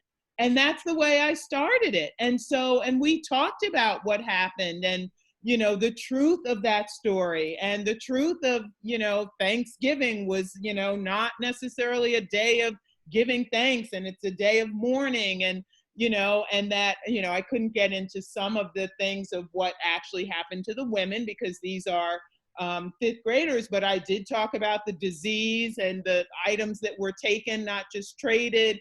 And I was, you know, I got into the truth of it. And I recently, I'll just say this, I recently got the nicest email from a former student who's now, I'd have to figure out how old Ryan is. I don't know if he's probably late 20s. And he was in a protest recently with some other former students. And he said, it is because of you. He said, having a Black teacher at such an early age was so formative for us. And we talk about it all the time. You told us things and talked about things that no one else did. And that's a young man who was born in Brazil. And then he was with another, they were best friends then, who's Haitian. And he's told me that, you know, he's like, we haven't always done everything right. And they've been pulled over by the police. And he's like, and the police have pulled me aside and said, what are you doing hanging out with him for? You need to stop hanging out with him. I mean, so there's a lot of stuff that goes on. And the kids always knew whether I was teaching second grade, fifth grade, or eighth grade, I kept it real. Good. Zeena. I'm going to say this for a third time because I believe that if you say things 3 times and they stick. Teachers out there, teaching is an act of social justice. So it's your responsibility to come to the table with race, class, and gender analysis every time you come into a class. I think also, I'm going to throw out there Howard Zinn's book, The People's History of the United States, is absolutely a book that you should read. But yeah, I mean, that analysis for teachers is not taught. Like, you have to intentionally and conscientiously do it. You have to do it on your own, and you have to bring it. And I will say, I think parents have a responsibility because most kids have 2 or 3 months off in the summers. Mm-hmm. And that's a great time for parents to fill in gaps or correct things that they may have been taught incorrectly. Okay, let's see. What book did you just mention, Zeena? I'm putting it in a chat. The People's History. Howard Zinn, The People's History of the... I'm taking care of it because my husband is listening. He's a high school social studies teacher, so I'm doing it in the chat right now. Okay, thank you.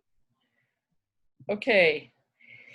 What are the most important things teachers can do right now before they start another school year, whether they're virtual or back in the classroom, to make a real difference in their own approach to children's literature and in the ways students of all colors select and read books?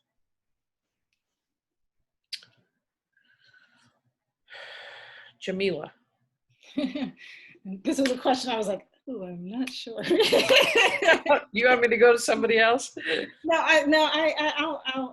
I'll approach it as best I can. I mean, I think the most important piece for anything when you're trying to make a change is intention, right? Being intentional about things. If you, being intentional, but also being reflective, right? As an educator. So if you really want something to happen within your classroom, then you have to be very intentional about it. And you have to make sure that all of your choices that you're making reflect that intention. So if you want a classroom that feels more inclusive, if you want an anti-racist classroom, anti-bias, then you have to be very intentional. So that goes down to everything in all the decisions that you make. That, maybe it means changing the way that you say certain things, reframing, maybe decisions on lesson planning and curriculum, decisions on what is put up on the walls, decisions on the kinds of books that you put into your classroom. So I think that that's one, but also you have to be a very reflective educator. And that means being willing to listen and, take in from your kids. So what your kids are telling you and how the kids seem to be reacting to what you're doing and questioning, so being able to, say, maybe I need to do this better. Maybe I need to reflect on it, maybe how can I redo this? How can I include these students more? There are a certain group of students in my class who are always quiet, maybe a certain ethnic group or whatever. Why is that? Maybe I need to figure out what's happening, how I can connect with that group of kids. So I think that that's really important, is going in with that mindset and being incredibly real and honest with your kids. So sometimes even just speaking to that, you know, I speak to those things, you know, I want to create a space where all of you feel included. So if you don't feel included, you let me know that, and you keep reiterating that, so that kids start to feel like I can say things like that to Miss Jamilah, right? Because that's in my after school program, that's how the kids refer to me. So, you know, Miss Jamilah, when you said this made me feel this way, and they know that they can do that, then that creates that space where you can create a classroom that, you know, just really changes your approach. So I think, or changes the feel of your classroom. So I think going in, being very intentional about all of the decisions you make, deciding what it is that you want to do, being a reflective practitioner, and then making sure that you are giving yourselves opportunities to reflect on your practice and what is happening in your classroom. Thank you. Zeena. So I think, again, just to add, so it's about, for me, it's about building a culture of listening. And that kind of goes back to also the mind gap. You build the conditioning, you build the conditions for empathy to emerge. So you don't teach empathy like in a didactic way. The brain has mirror neurons, and if you receive empathy, then you develop empathy. And so it's really, as a teacher, building those conditions for listening to occur from everyone, and power sharing. Like, so there are times in your day where you have to hold the power, but there are also times during your day that you can power share. And when you power share, children learn how to navigate power. And there was one last thing I was going to say, and I forgot. I'll think about it. I'll remember. Okay. Oh, I'm sorry. And it was rooting out your implicit biases, recognizing it, and then repairing the damage. I mean, I find implicit bias every few minutes of every day for myself. You know, it comes in the package of looking at children and what is acceptable behavior. And sometimes what we think from a dominant culture, white perspective is not appropriate. And neurotypical. And what turns out to be very appropriate. And so what happens is we get triggered thinking that, like, that African-American boy that just won't sit down,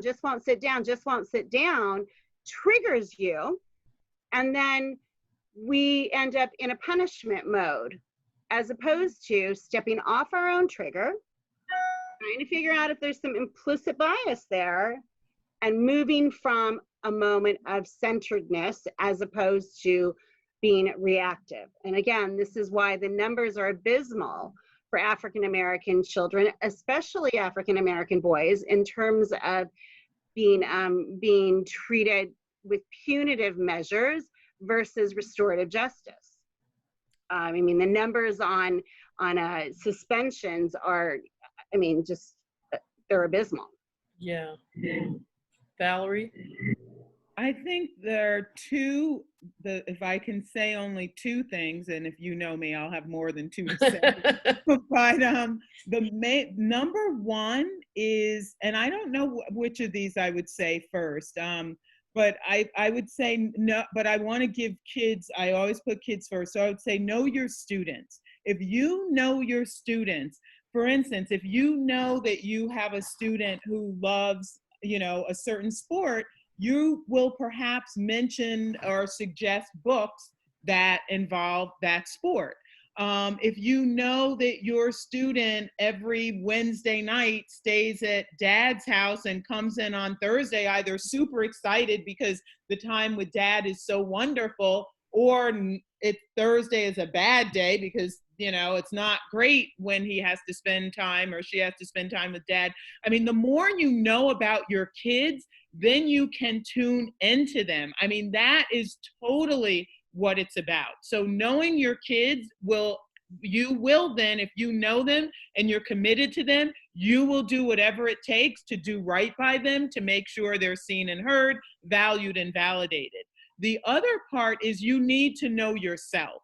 And that's where checking yourself for implicit bias, as Zeena said, being a reflective practitioner, as Jamilah said, going back to that, you know, heart gap and mind gap and single story, the things that you've talked about or that were, you know, embedded in your questions, Tanya, if you are aware of those, you know, sort of those factors, that will help you improve. And then again, do your work. You have the equity checklist. You have books that you can read yourself to become more knowledgeable. Do your work. And then you can serve kids in the best way possible. And don't lie to kids either. Tell them the truth. Thank you. And if it's the summer and you haven't started the new grade, you still know the other teachers and you can say, I've got this class coming up, tell me. So you need to do a little research if you're going to know these kids going in. And read the books, like read the books that you're going to be putting into your library, or just read lots of books. You know, I think that that's something that educators need to do. I've run into a lot of educators who teach the same books year after year after year and don't read any books that have like recently come out, and you know, any diverse books. Like they just read their classics and these are their babies. I'm going to teach of Mice and Men again this year, and they're not familiar with other books. And so that's really important, is that you need to be a reader. I think if you're not going to be a reader, then you really don't have any business being in the classroom, to be quite honest. Yeah. Okay. All right. I'm not going to, I already asked about that one. Let's see. I think there's one more question. Oh, two more. So what are the most important things parents and grandparents can do when it comes to their own approach to their home libraries and how they choose which books to buy from bookstores or check out from libraries? It's kind of, is it the same as with? I think we've answered that. Yeah. Okay. Finally, over the past several weeks, a lot of organizations, groups, media sites, even bookstores have published recommended reading lists to help us educate ourselves better about racism in America, particularly regarding the experiences of African Americans. I'm going to go down the line. What would be your top 5 recommended books, and they may overlap or not, to help adults learn about racism as experienced by African Americans and other minority groups? Besides your own books, what would be your top recommendations for children's picture books that encourage inclusivity and multicultural understanding? So I'll begin with Tameka. Okay, so for the adult books, I'm going to suggest you Google the list. There's that's a part of doing the work, kind of being proactive. And there are a number of lists that are out there. So if you search, anti-racist books for adults, you'll have a bunch, at your fingertips. You don't have any particular favorites yourself that really ring true to you? I think authors, the last one that I read was by Ta-Nehisi Coates.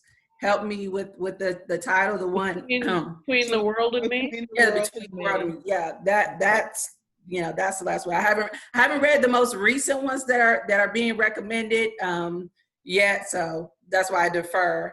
But as far as for the children's titles, again, dealing with my my favorites, the everyday, humanizing, joyful titles. I want to recommend Tiara's Hat Parade, which is a book that's coming out, that just recently came out by Kelly Starling Lyons. And really, any of the authors that I named, you pretty much can look at all of their books. They would be valuable additions. But Tiara's Hat Parade, Grandma's Purse by Vanessa Brantley Newton, Just Like a Mama by Alice Faye Duncan. And then there are two books that are coming out that I'm really excited about. One is All Because You Matter by Tammy Charles. And then I Am Every Good Thing by Derek Barnes and Gordon C. James. That's the team that gave us Crown. So those would be the authors and the books that I would recommend families and educators add to their collections. And I know we're not supposed to name our own titles, but I just want to shout out I'll recommend all your books. Yeah, well, yeah, all of our books actually, would be valuable additions. But I definitely want to shout out Your Name Is a Song by Jamilah. When I read that book, I felt like it was a healing book for me as an adult. And I think that for children to read that, for some of them, it's going to be a healing book. And for other ones, it's going to be an eye-opening book and an illuminating book. So I definitely wanted to shout that out, even though that's one of our books. But that's okay. And I want you all to send me your list by email so that I can include it in my follow-up email. Okay, Jamilah. Thank you. Thank you so much, Tameka. I did write it as a hope in hopes that it was a healing book. I'm hoping. I was thinking about this, and one thing I thought about was the fact that I do feel like a lot of adults are missing historical background and understanding. I've talked to teachers in the teachers lounge who don't know like basic information about, and that's not something to be ashamed of necessarily. It's something to work on. But when I think about that, I love Ibram X. Kendi, I love Ta-Nehisi Coates. I do wonder if for some educators, they may need some gentler entry points. So I would definitely recommend for some adults, actually some of the books that were written for younger people by Ibram X. Kendi, so even Anti-Racist Babies, Stamped, I would recommend some of the articles, so like some smaller chunks. So Ta-Nehisi Coates and Ibram X. Kendi have written some great articles for Atlantics, and these are good starting points to give you historical background on things, to kind of give you an entry points. At the 1619 Project, the podcast, listen to that. That gives you some, education, some information, and gives you an entry point into understanding. So those are some of the ones that send me the links to those, okay? Okay, yeah, but even NPR Code Switch like that, like it gives you certain things, some understandings. So start, making it a practice, I think, of, listening to these things, of reading these small pieces. And I would think, and then, maybe work your way into some of those bigger seminal texts that are really, really important. And then I think I love Solway. by Lupita Nyong'o and Vashti Harrison. I think that's a good text. I love Ashley Franklin and Ebony Glenn, so I'm going to shout out Not Quite Snow White, but it's a really good picture book about who can be included, who can be portrayed in certain things. I love When We Were Alone. So this is a story about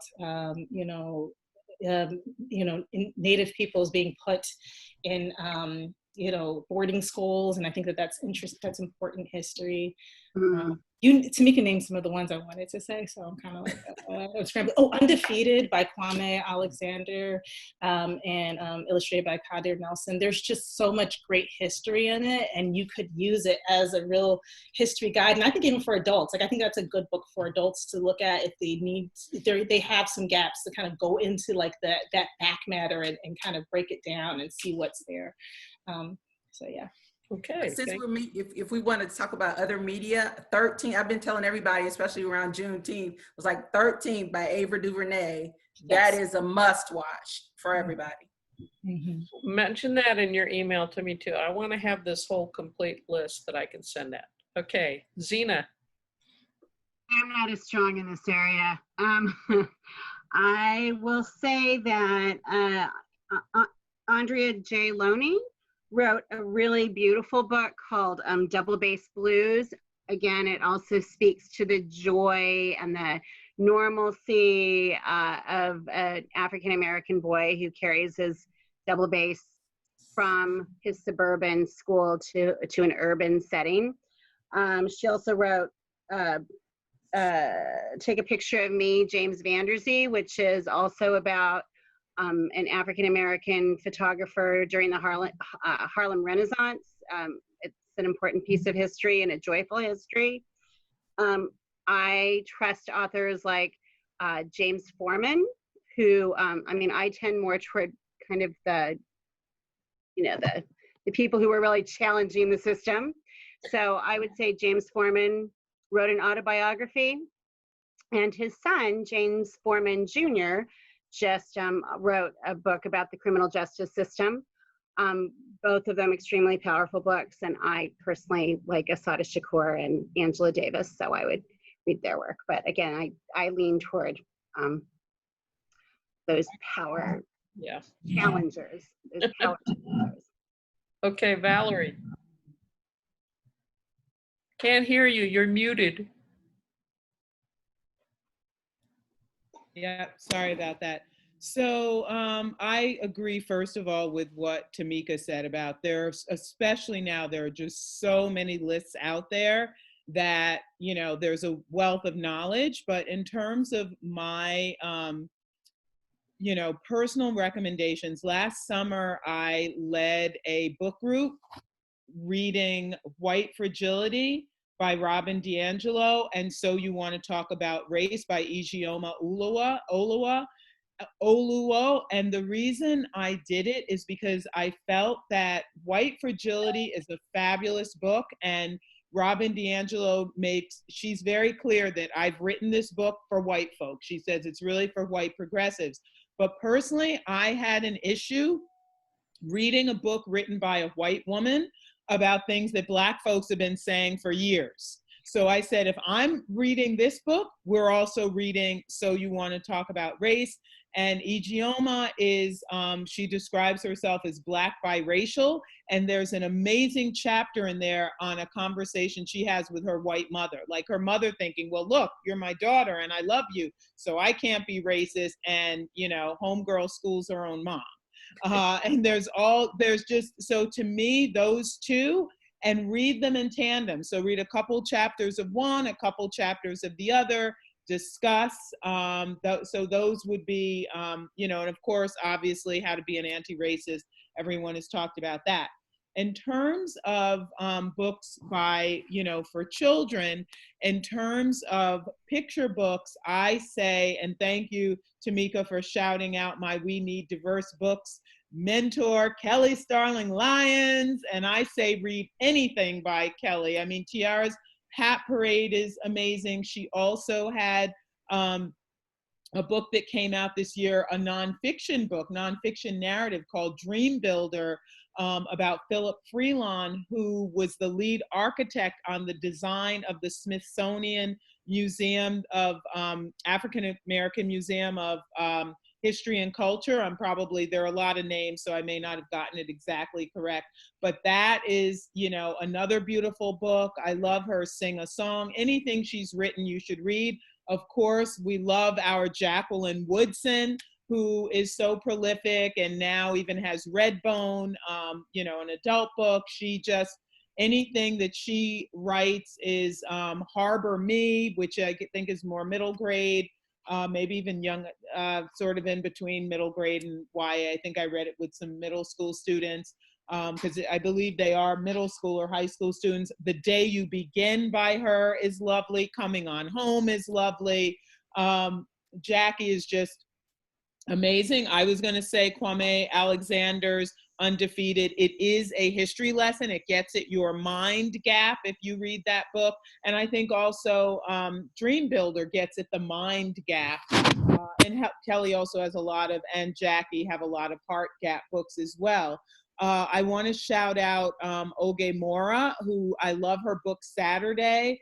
And Oge Mora is both an author and an illustrator. And so I want to shout out some illustrators, because as picture book authors, it is not just about our words, it is about the match with the illustrator. And so Equa Holmes is one that I would like to shout out, and Ebony Glenn we've shouted out, and Christopher Myers. So you can also look for books that that they have illustrated. Lloyd Cooper, he's important. Oh, Lloyd yes. Cooper, very important. A lot of books about Black Yeah. history and Yeah. expressing Black joy. Very good one. I wanted to shout out Not My Idea, which is a picture book about whiteness, the idea of whiteness. So it's a way to introduce that idea to kids. Not My Idea. I hope you all have these written down. These are coming off the top of my head, so I have to remember what I'm saying. Okay, Zeena, you had one more? Wait, I can't. Yeah, Zeena? Can I also shout out Christian Robinson, who's an illustrator and an author as well?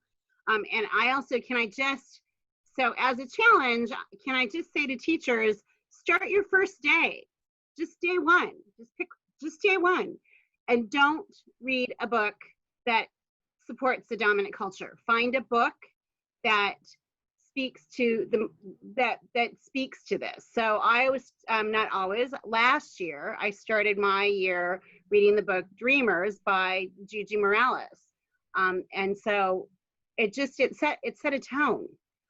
So your first day of school, find one book and read that one book. I wanted to just say quickly too, sorry, I talked about picture books, but other authors for older kids, Angie Thomas, I love The Poet X by Elizabeth Acevedo. Jewel Parker Rhodes is an author. She's done so many books, Ghost Boys, now Ninth Ward. I can't even remember everything she's written. So that, you know, there are authors as well. That's the thing, we are throughout. So it's not only about picture books. Jerry Craft just won an award. He wrote a graphic novel. He's an artist, he has other books, but he's hot. So read Jerry Craft, Jerry with a J. I mean, there are so many people out there who need to have their books read and bought so that they're supported and so that they, you know, will write more. And while we're on that subject, I'm open to doing virtual author events with each of you individually with your books, and any authors who may be attending, contact me at tanyaparkermills.com. I want to say that in conclusion, you know, I spent half my childhood over in the Middle East growing up. And so I learned to love and appreciate Arabs and their culture. But I didn't have a whole lot to know about African Americans. There was one in our high school in Beirut. And then, so this was a tremendous education for me, and it will continue to be. And I want to conclude with, so I want to thank the panelists for doing this and agreeing to do this, but I want to conclude with 2 more paragraphs from Dr. Bishop's article on mirrors, windows, and sliding glass doors. When children cannot find themselves reflected in the books they read, or when the images they see are distorted, negative, or laughable, they learn a powerful lesson about how they are devalued in the society of which they are a part. Our classrooms, and I would add libraries, need to be places where all the children from all the book cultures that make up the salad bowl of American society can find their mirrors. Children from dominant social groups have always found their mirrors in books, but they too have suffered from the lack of availability of books about others. They need the books as windows onto reality, not just on imaginary worlds. They need books that will help them understand the multicultural nature of the world they live in and their place as a member of just one group, as well as their connections to all other humans.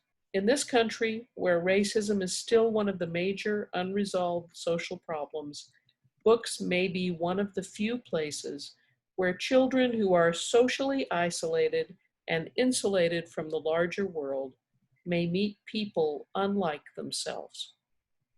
If they see only reflections of themselves, they will grow up with an exaggerated sense of their own importance and value in the world, a dangerous ethnocentrism. So here's to mirrors and windows in children's books and in all books. Thank you, panelists. Thanks to all of you who watched and listened and asked questions. Let's keep the conversation going. Stay safe and well, and goodbye. Bye. Bye. Thank you for coming. Thanks for your questions. Thanks for being here. Yeah.